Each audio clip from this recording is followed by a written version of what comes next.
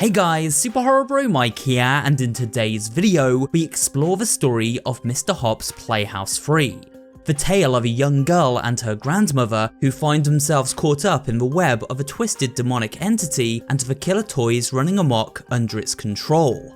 Before we get started with this story walkthrough, it's important to note that I won't be thoroughly recapping the past events of Mr. Hopp 1 and 2 in this video, so if you'd like an in-depth understanding of that story, be sure to check out my detailed exploration of those games. I'll leave a link to that video at the end of this one.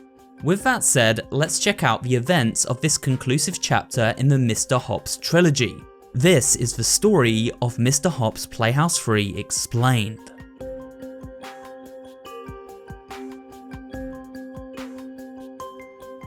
Our story picks up 6 months after the events of Mr. Hopp's Playhouse, continuing the story of Ruby, a child who lost her parents in a fire the night Mr. Hopp attacked her home under the control of the entity. 6 months ago, I defended myself from a monster that took away my home and my parents. Things have been awful ever since my nana died. I wish she could call me her little gem and tell me everything was going to be okay. Just one more time. Ruby wakes one night to find herself alone in her aunt's house. She heads downstairs for a drink of water, but after filling her glass, the power goes out and a creepy series of events begin to unfold. Ruby's doll suddenly appears in the living room, and after collecting it up and heading to bed, she hears the voice of her father beckoning to her from the hallway. Ruby, it's me. Open the door. Dad? Ruby follows her father's voice downstairs, but soon finds herself lost in a version of the house she doesn't recognize. The message, "Give yourself to us," written in blood on the walls. A female voice calls out her name.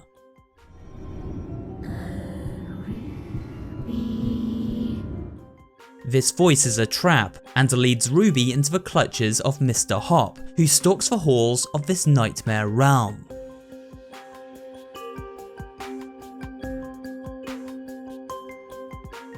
Ruby is transported to the Underworld, the realm of the entity. Confused as to how Mr. Hopp found her, she pushes on in search of a way back to the human realm. As she explores, Ruby comes across shrines that fill us in on the dark history of the Underworld. The first explains that the gemstone fragments we find throughout the various stages once belonged to much more powerful stones. A sliver of the Six's energy flows through them. The Six are a set of symbols that contain mystical powers when combined as part of a necklace. Due to their heavenly origins and subsequent corruption by the Dark Lord, these symbols can be used as a powerful source of both light and dark magic, depending on the individual who wields them and the purity of their heart. Ruby must first collect up 3 circular stones which, when placed in a nearby tablet, open the door to her escape. These stones feature familiar symbols, each representing the killer toys under the entity's control: Mr. Hopp, Mr. Stripes, and Miss Bow. Unfortunately, the exit doesn't guide Ruby back home, but rather leads her to an illusionary version of a Blackwood Manor orphanage, a place Ruby has heard of before, though she doesn't remember why. This was of course the orphanage her grandmother Esther grew up in, the very one where she herself came into contact with the entity and its band of insidious living toys. As Ruby heads downstairs, she is ambushed by one of the entity's guardians, a skeletal humanoid carrying a pitchfork. She manages to escape further into the orphanage, where she must avoid not only more of these guardians, but also deadly traps, in the form of swinging axes, spiked floors, and thorny branches. Eventually, Ruby reaches a prison cell, where another young girl has been tied up above a pit of spikes. In order to free her, Ruby must flip a switch in the adjacent room. After doing so, the door locks behind her, and a giant troll-like creature shows up to stop the terrified child. To defeat this troll, Ruby must solve a puzzle which opens a trapdoor in the center of the room, dropping her assailant into a vat of acid. After defeating the troll, Ruby returns to the prison cell and frees the other girl. As she does this, Mr. Hopp shows up and the two must flee to safety. After escaping the demented bunny rabbit, the girl Ruby saved reveals herself to be none other than Esther, Ruby's grandmother in child form. Well done, Ruby. You really are my little gem. Nana? I can't believe it! It's so good to see you again, dear.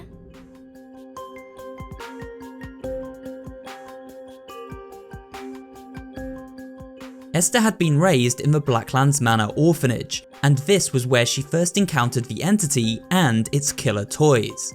These events are chronicled in the prequel game Mr. Hopp's Playhouse 2. One day, a box of toys were anonymously donated to the orphanage. Esther and her friends Molly and Isaac each received a toy from the donation box. These toys were Mr. Stripes, Miss Bow, and Mr. Hopp.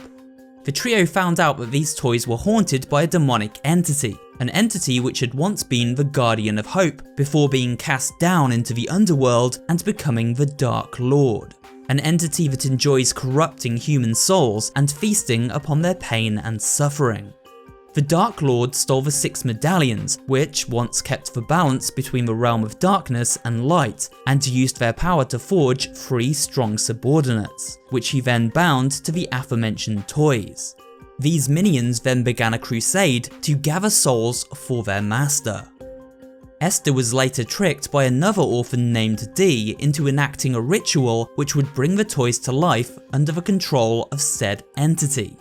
Esther discovered that Dee was the reincarnation of a girl named Isabel, a child who centuries ago had worn the medallions of the 6 herself. The entity had given Isabel the medallions so it could use her as a vessel to cause torment and suffering.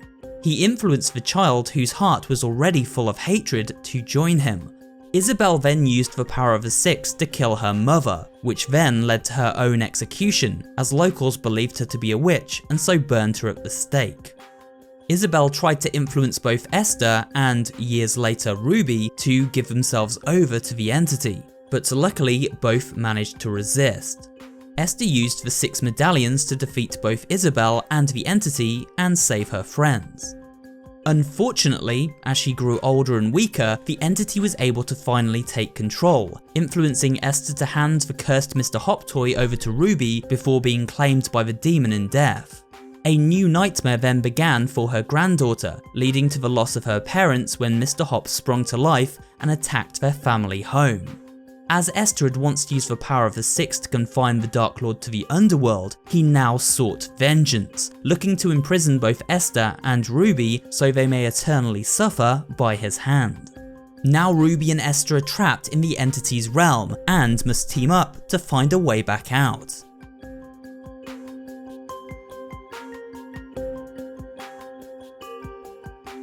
The 2 girls find themselves in a dark room full of cameras.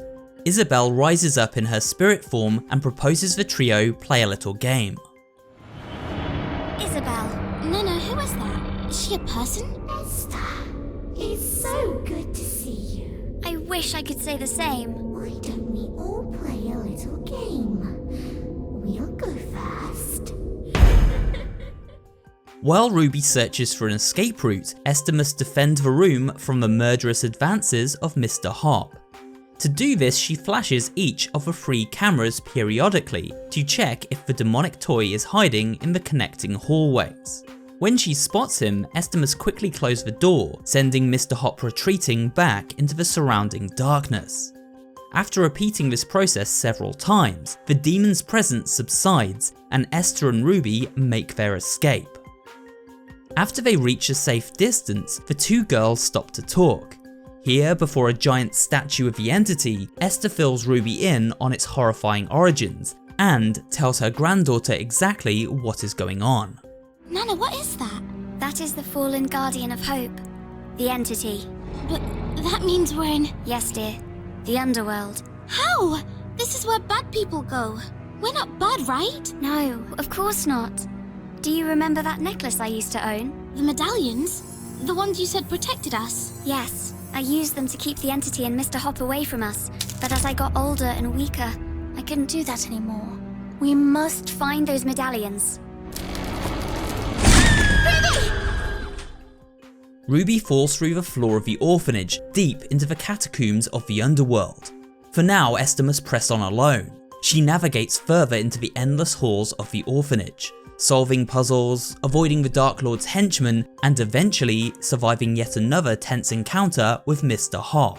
Meanwhile, Ruby wakes in the catacombs beneath the orphanage and begins to seek a way back to the surface. While she explores, Ruby finds a seemingly harmless panda doll named Miss Bo. She doesn't realise this is one of the 3 subordinates of the Dark Lord, and before long, the monster materialises and chases Ruby through the darkness. Luckily, the girl uses her wits to hide and sneak away undetected. While Ruby deals with Miss Bo, Esther finds herself pitted against the deadly tiger toy Mr. Stripes. He stalks her in the darkness of the library. But, just as all seems lost, a guiding light shows up and begins leading Esther to a series of plates. By touching these plates in a certain sequence, Esther is able to vanquish Mr. Stripes and banish him, at least for now. After surviving the attack, Esther reaches a podium which holds the first of the 6 medallions. She once wielded these medallions to defeat the Entity and Isabel, banishing them back to the Underworld. Perhaps this could work again. Collecting the medallion grants Esther her light powers. She is now able to fire out a powerful aura that destroys the minions of the Underworld.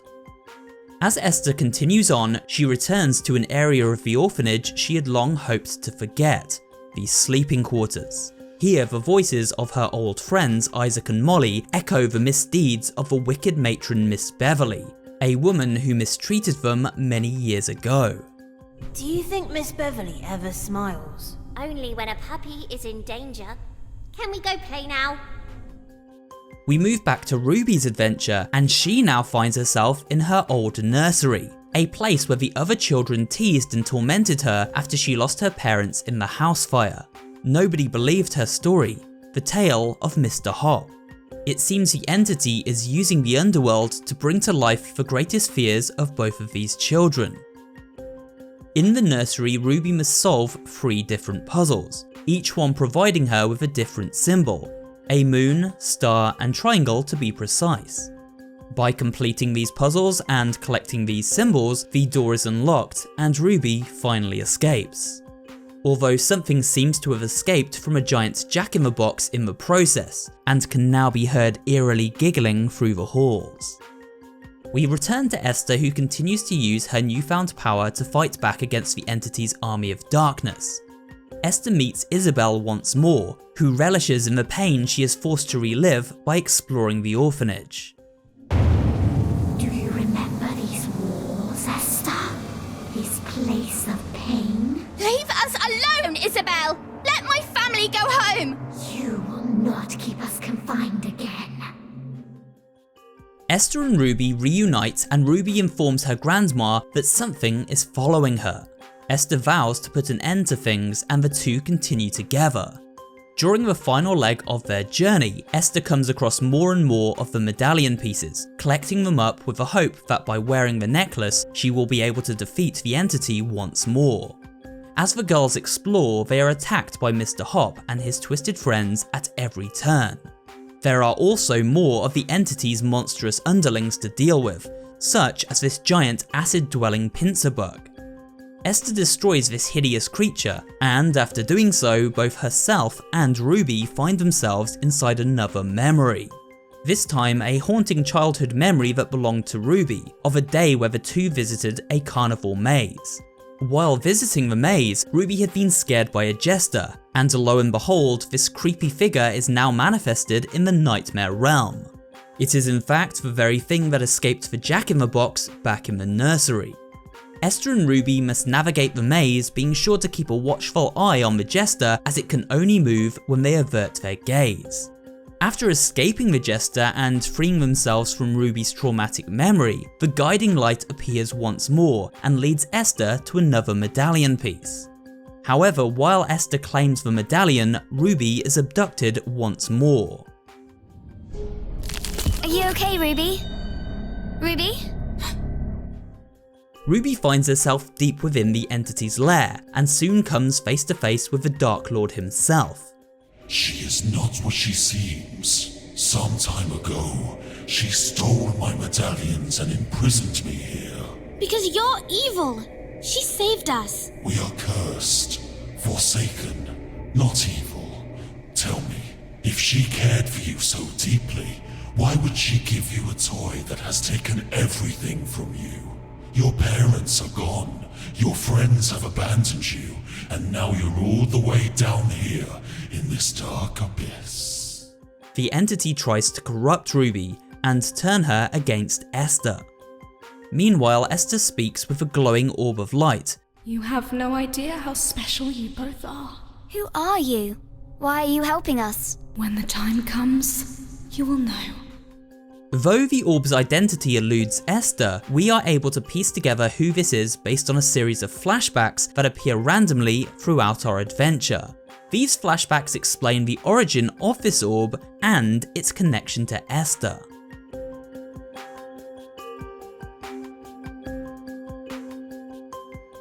The flashbacks are brought to life in the same 2D pixel art style as the first two games. During these flashbacks, we follow the journey of a pregnant woman named Faith. Faith has a complicated pregnancy, one which leaves her mostly bedridden. As she dreams, her husband Arthur watches over her. Unbeknownst to him, the entity attempts to influence Faith while she sleeps, seemingly wishing to harm both her and her unborn child. Faith is heavily religious and tries to explain to her husband Arthur that God has spoken to her and warned her the child is in danger, but Arthur assumes his wife is simply unwell and doesn't seem to believe her. Faith and Arthur consult a doctor to try and help her, but when the pregnancy eventually comes, it claims Faith's life. The child, however, survives, and this child is Esther. Unable to deal with the pain of losing his wife, Arthur gives up the child for adoption, leaving Esther in the care of a Blackwood Manor orphanage. This is how she came to find herself there in Mr. Hopp's Playhouse 2. Meanwhile, Faith transcended to the afterlife, where she became the watchful orb of light that now guides Esther and Ruby to safety, watching over her daughter from the afterlife. Esther must now save Ruby before she is corrupted by the Dark Lord's lies. She faces a gauntlet of terror as she must do battle with all three of the demonic toys. Using the power of light harnessed through the medallions, Esther successfully takes down Miss Bow, Mr. Stripes, and finally Mr. Hopp, each one rewarding her with another medallion piece after their defeat. Esther now possesses 5 of the 6 necklace medallions. To claim the 6th and final medallion piece, she must enter the entity's lair for one final showdown.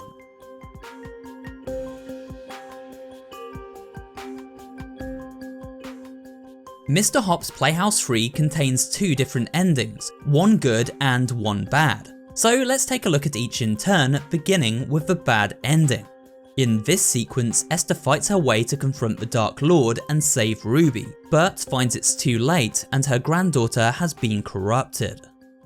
Where is she? Young Ruby is right here, safe with me. Ruby, are you okay? Young Ruby has come to her senses and is now my subordinate. She no longer wants anything to do with you. You gave me that toy, Nana. You took my life away from me. You're the reason I'm even here. Ruby, I never would have given Mr. Hopp to you if I could have helped it. They took control of me. I'm so sorry that I couldn't protect you. Another lie. You're still my little gem, right? Enough of this. You will fall here, Esther.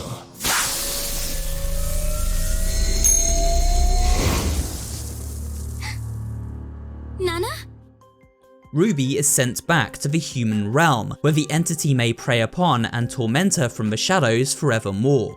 Meanwhile, Esther is destroyed, and will forever remain a prisoner within the Underworld.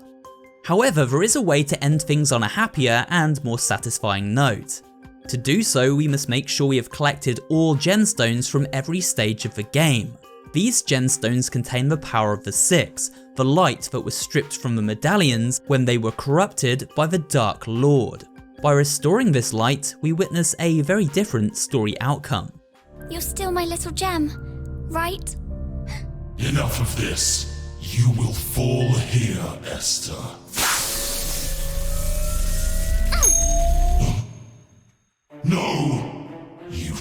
monstrous witch. Ruby, can you hear me? Say something! Through the power of the Six, Ruby is reminded of her grandmother's love and defies the entity. Passing the final medallion to Esther, she is then struck down and seems dead. As Esther mourns Ruby's passing, the medallions gravitate towards her, bestowing Esther with their power and transforming her into an ascended being, an archangel capable of fighting the powers of darkness. A fight between ascended Esther and the Dark Lord ensues, with Esther eventually coming out the victor. She is then able to bring Ruby back from the dead and take over as the new ruler of the Underworld. In this moment, Esther finally realizes who that guiding light really was, her late mother, Faith. Everything's okay now. I think Mum and Dad are waiting for you up there. What? You're not coming? The entity said this place must have a ruler, and someone needs to keep all these souls in check. Besides, there's no place for an old girl like me on the surface anymore.